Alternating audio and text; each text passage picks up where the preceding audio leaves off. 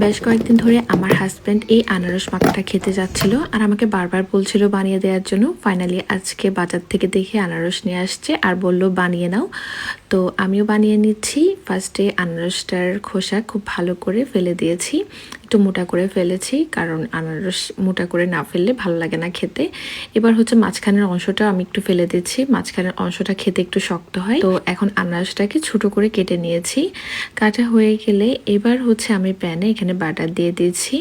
বাটারের মধ্যে এই আনারসটা ভেজে নিব। এটা হচ্ছে আমার হাজব্যান্ডের রেসিপি, তো ওর মতো করে ভেজে নিচ্ছি। তো আমি পুরো আনারসটা দিনে আমি এখানে অর্ধেকটা দিচ্ছি, অর্ধেকটা ভেজে নিচ্ছি। যেহেতু ভাজবো তাই আমার মনে হচ্ছিল ভাজাটা কেমন জানি কেমন হয়, তাই আমি অর্ধেকটা ভেজেছি।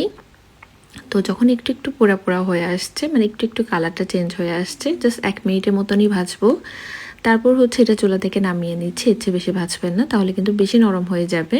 তো এখন একটি বক্সে নিয়ে নিচ্ছি।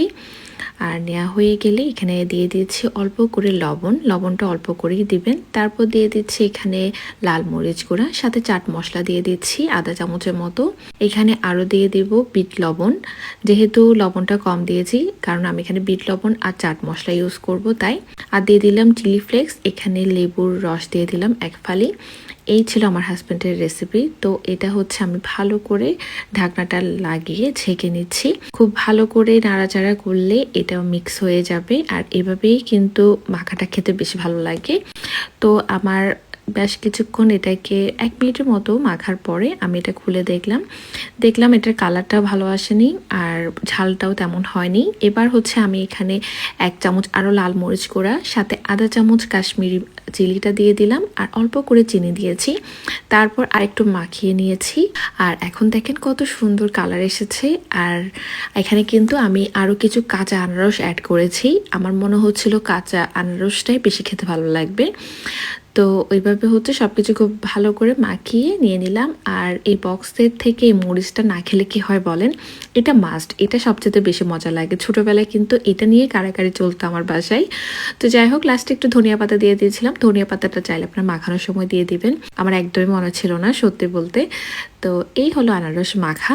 এবার আপনার থেকে বলি আনারস মাখাটা খেতে কেমন। সত্যি বলতে আমার ভালো লেগেছে যেটা আমি কাঁচা দিয়েছি ওইটা, যদিও এটা একটুখানি ভেজে নেওয়ার কারণে স্মোকি একটু ফ্লেভার অ্যাড হয়েছে, বাট কাঁচাটা খেতে বেশি ভালো লেগেছে টক। আর যেটা একটু ভেজে নিয়েছি ওটা টকটা একটু কমে গিয়েছে। তো আমি বলবো আপনারা যদি আনারস মাখাটা করেন তাহলে ভাজার কোনো দরকার নেই, জাস্ট কেটে বাকি সব মশলা দিয়ে এটাকে একটু ঝেঁকে নেবেন, অনেক বেশি মজা লাগবে খেতে।